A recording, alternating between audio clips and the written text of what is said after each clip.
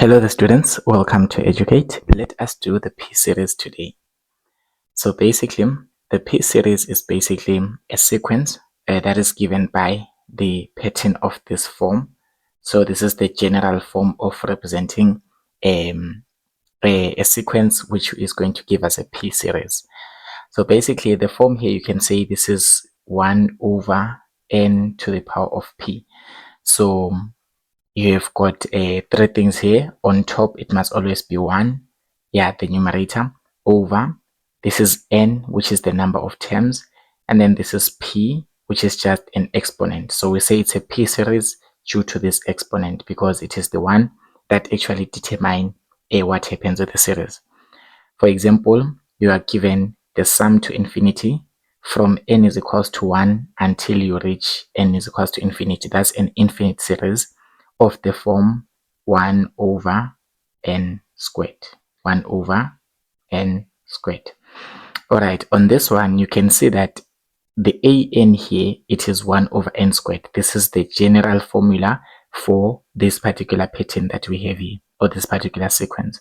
So it means that where there is n, you are going to substitute from n is equals to 1. Where there is n, you're going to put 1. So you are going to start from n is equals to 1. And then there is a squared there. And then you add the next term, it will be 1 over, where there is n, you put 2. So that will be 1 over 2 squared. The third term will be 1 over 3 squared, and so on until you reach infinity. So basically, this is how you expand the P-series. But here, what we are interested in is testing for convergence and divergence. So when you are given the P-series, which is just which has got this form, to be able to test for convergence, you have to look at the value of P. Remember, the value of P here, it is representing the exponent. The value of P is representing the exponent to which n is raised to. So in this case, when P is greater than 1, meaning that the exponent that you see here, on top of P or on top of n, if it is greater than 1, any number greater than 1, then we say that the P series is convergent. But if the value of P is less or equal to 1, then the series will be a divergent series. So this is just a P series. That's how you test convergence and divergence in it. So we can try to look at examples on that. It stays here, state whether the following P series converge or diverge. Here you have got a series, infinite series of 1 over n cubed. So this 1 over n cubed is basically the an. That's the general formula for this particular series. So now, since you realize that this is the same form as 1 over n to the power of p, you can see that here you have got 1 on top, and then at the bottom you've got n, and then this n is raised to a number. In this case, the number is 3. So that number 3 is representing the value of the value of p. Basically, the value of p is the exponent to which this series is raised to, and it never changes. It remains 3 for this particular series. So for this one, we are going to say the value of p. 3, if you compare it, remember, we use this criteria to compare. When p is greater than 1, the series converges. When p is less or equal to 1, the series diverges. So in this particular case, we are going to say that our p, which is equals to 3, p is equals to 3, basically, our p here, it is greater than 1. So we can say that this is a convergent P series. So this P series is convergent. Okay, just because the value of P, which is the exponent, is greater than 1. You can even look at number 2. Number 2, you have got 1 over n to the power of square root 2. Basically here, the exponent is square root 2. That's the exponent. That's what n is raised to the power of. So basically, you just look at the value of P.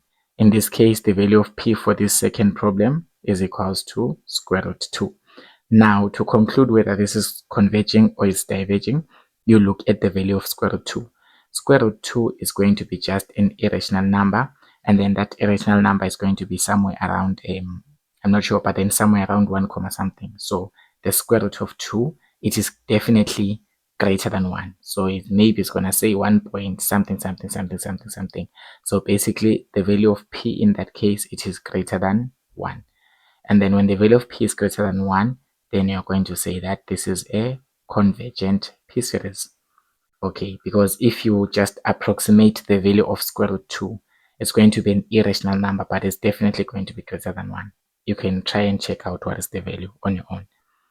Look at number 3. You still have got a p-series as well, but now you can see that this form doesn't look like a p-series, but it is actually a p-series.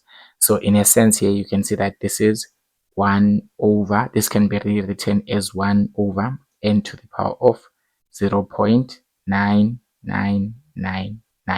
So basically we've rewritten this because it is raised to a negative exponent. This 0.9999, it is a negative exponent, so we can just take it in the denominator. So this is the same thing. These two are interchangeable, or they are the same thing. So in this case, you can see now that this is in a form that we know how to describe. In this case, you can see that you've got 1 over n to the power of 0.999. The value of p there is equals to 0.9999. And then now for you to test the convergence here, you're just going to ask yourself, is 0.9999 greater than 1, or is it equal to 1, or is it less than 1? In this case, you can see that here, although this is very close to 1, but it is definitely less than 1. So p in this case, it is less than 1. Remember, when p is less or equal to 1, then we say that the p-series diverges. So this is a divergent p-series. This is a divergent p-series. So you don't have to calculate anything. Whenever you are told or to state whether a p-series converges or diverges, you just look at the value of the exponent of the denominator, which is n.